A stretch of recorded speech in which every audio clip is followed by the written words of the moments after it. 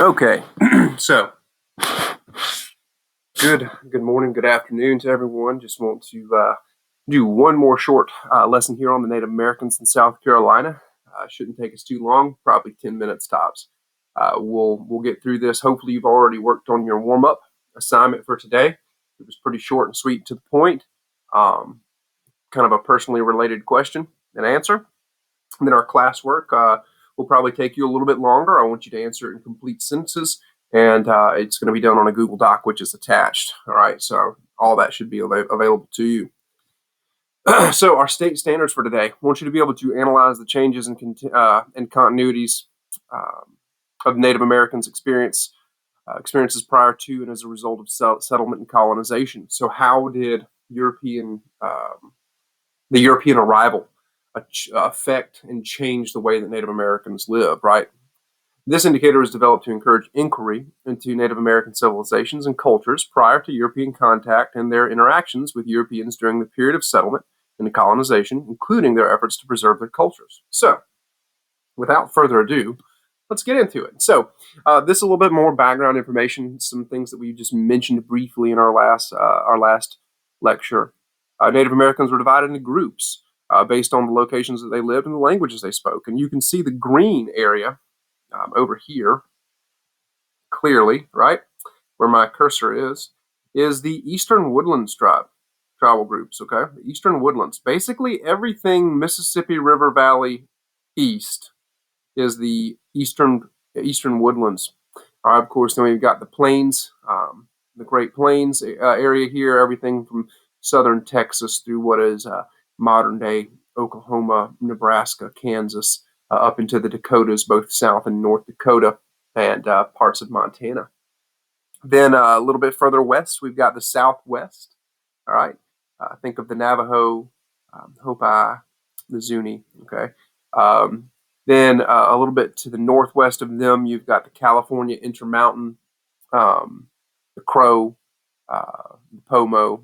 These people here that were in the Utah, Nevada, California, and portions of say like Montana.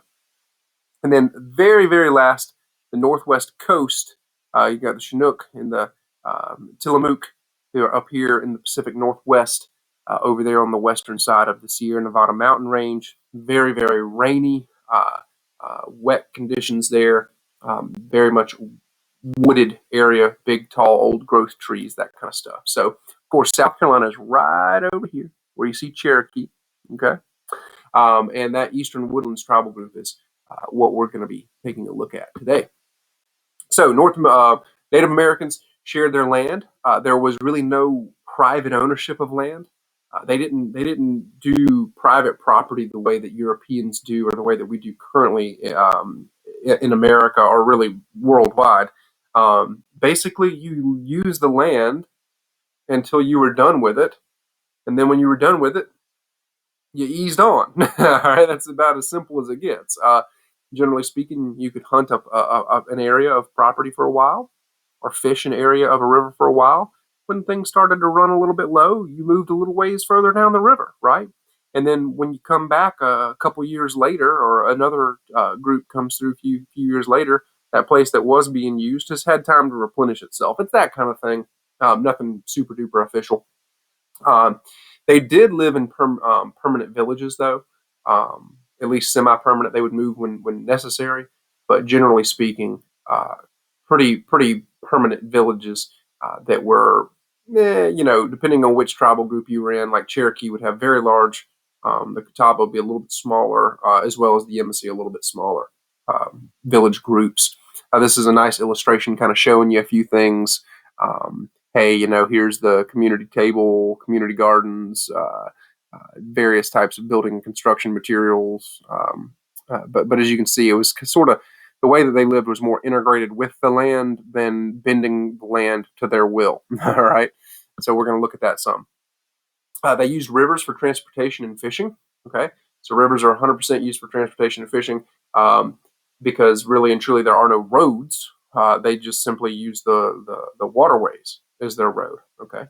And they dug out tree trunks for canoes, right? So you take a fallen tree, You would dig out the inner portion of that by sometimes using fire and stuff like that to soften up the inner portion of it. Then you'd be able to dig out that center portion to have a place to sit, and of course use your oar and have you a nice canoe. And that allowed you to move quickly up or down river and go hunting, bring things back to the village, whatever it took. Okay, so rivers were used for transportation and fishing, and dugout canoes were a serious mode of transportation for them at this point in time. They also used rocks as tools and used wood as farm tools and animal hides for clothing. So we got a few examples here. You can see everything from this being used like a tomahawk or a club. Okay, so it's got multiple functions here. You got a hammer side here, a sharpened side here. You can use it to put animals out of their misery while you're hunting. Use it as a weapon of war. You got a knife here with a wooden handle and, of course, a stone blade. Got various types of arrowheads, quill feathers of birds. This here is this is called a drill, right? And then these little holes that you see in here with little notches in them was the main way of starting a fire. So you'd build like a little bird's nest of small twigs and stuff like that. Very, very fine kindling, and get it started with friction. And then once you got it smoking hot, you could start a good fire.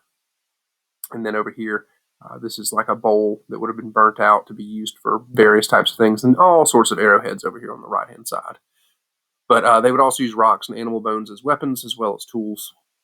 So you can see still kind of like living in the Stone Age more so than the Bronze or Age of Iron weapons.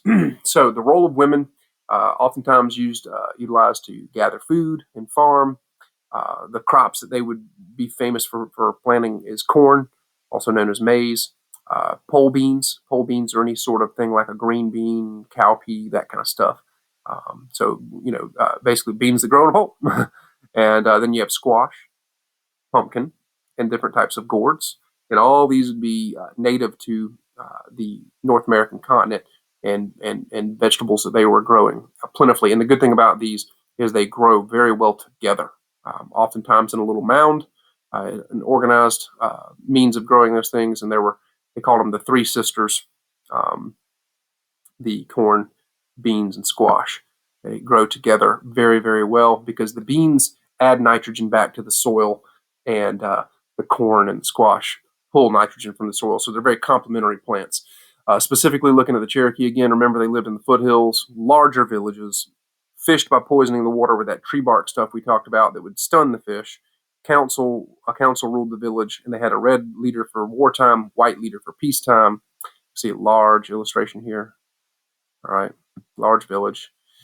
Wattle and daub construction, we talked about that last class.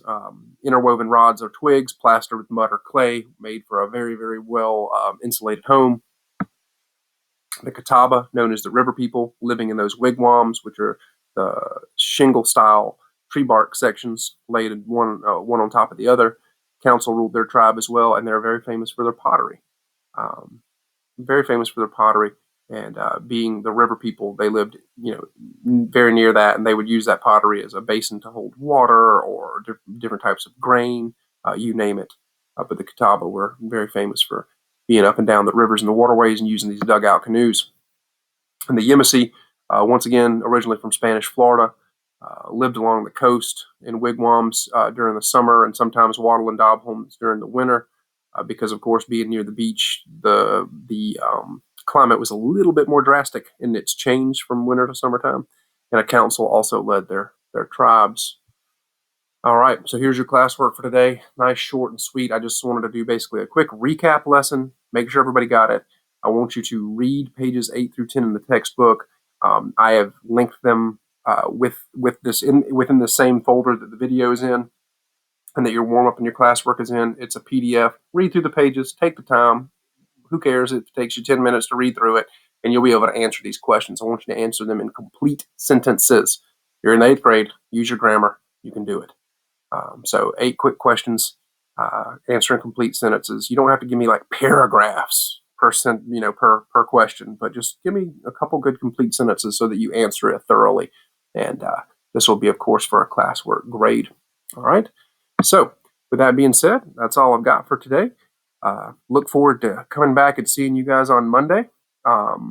Make sure you get this done, the warm up, the classwork, the video, and the reading, and you are going to be done for me for the day. All right, guys. Hope you have a good one, and we'll talk to you soon.